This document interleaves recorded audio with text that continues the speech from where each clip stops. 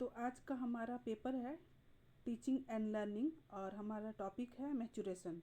Maturation या परिपक्वता किसे कहते हैं। सबसे पहले हम इसका परिचय जानें। परिपक्वता का सीधा संबंध मस्तिष्क एवं शरीर के विकास से है। साथ ही सीखने और परिपक्वता में गहरा संबंध भी होता है। सीखने की प्रक्रिया परिपक्वता पर आधारित होती है।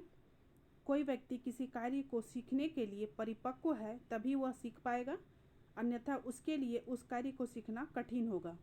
परिपक्वता आंतरिक विकास की वह प्रक्रिया है जिसके द्वारा छात्रों की सीखने, समझने और व्यवहार करने की स्वाभाविक क्षमता का क्रमिक विकास होता है। इस प्रकार हम कह सकते हैं कि व्यक्ति का मानसिक, शारीरिक, भावात्मक और सामाजिक व्यवहार का समय के साथ विकसित होना ही परिपक्वता है। छोटी कक्षाओं में बच्चों की मांसपेशियों को प्रशिक्षण दिया जाता है ताकि वह इस योग्य हो जाएं कि वह कलम, कॉपी आदि पकड़ सके, तथा बड़ी कक्षाओं में छात्रों की बुद्धि, योग्यता, उनकी क्षमता आदि को ध्यान में रखकर ही पाठ पढ़ाया या सिखाया जाता है। इस प्रकार दोनों प्रकार की परिपक्वता अधिगम प्रक्रिया को सफल बनाती है। यानी कि मैचुरेशन का सीधा संबंध ब्रेन और बॉडी के डेवलपमेंट से है और लर्निंग प्रोसेस जो है वो मैचुरेशन पर आधारित होती है। ठीक है, बच्चा अगर मैच्योर है तभी वह किसी काम को पेंसिल को अच्छे से पकड़ने सीखना और एक ही डायरेक्शन में बार बार घुमाना, रिपीट करना, है ना। और बड़े बच्चों या छात्रों की एबिलिटी, उनकी कैपेसिटी और उनकी आईक्यू, इन सभी को ध्यान में रखकर ही उन्हें कुछ पढ़ाया या सिखाया जाता है और इन सब को ध्यान में रखकर ही पाठ्यक्रम का निर्माण भी किया जाता है। तो इस तरह क्या हुआ कि फिजिकल और मेंटल दोनों टाइप का मैचुरेशन लर्निंग प्रोसेस या अधिगम प्रक्रिया को सफल बनाती है। अब देखते हैं मैचुरेशन की परिभाषा।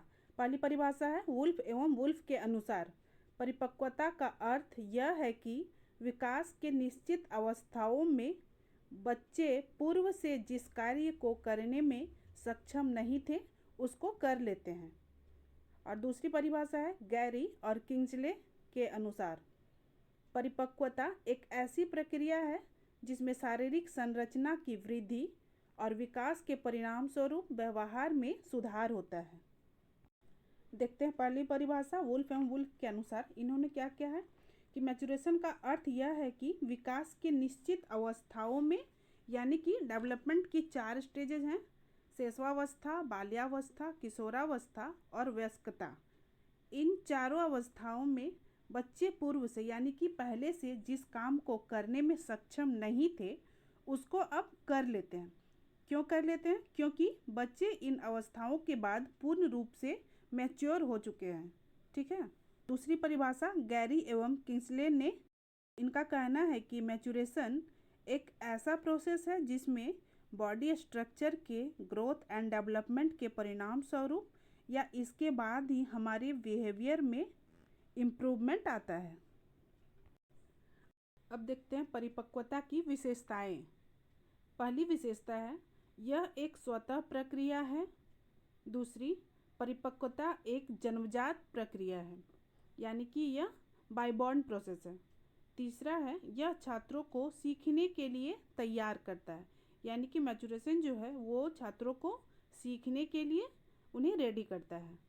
फोर्थ है यह नियमित क्रम में होता है। पांचवा है परिपक्वता के लिए अभ्यास का कोई महत्व नहीं है, लेकिन छोटे बच्चों के लिए अभ्यास का महत्व होता है क्योंकि बिना प्रैक्टिस के बच्चे कलम, कॉपी या फिर पेंसिल को अच्छे से नहीं पकड़ पाते हैं। छठी विशेषता है परिपक्वता की प्रक्रिया एक सतत प्रक्रिया है और यह जन्म से ही प्रारंभ हो जाती है, यानी कि मैचुरेशन प्रोसेस जो है वो कंटिन्यू चलने वाला प्रोसेस है और यह जन्म के बाद से ही यह स्टार्ट हो जाती है।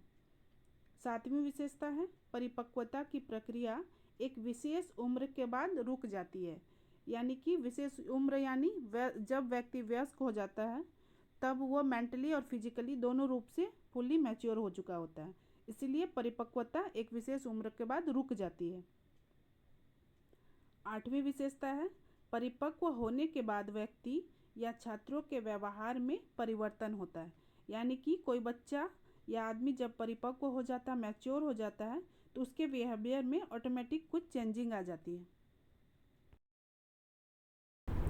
तो आज का लेसन बस इतना ही। आगे के लिए चैनल से जुड़े रहें।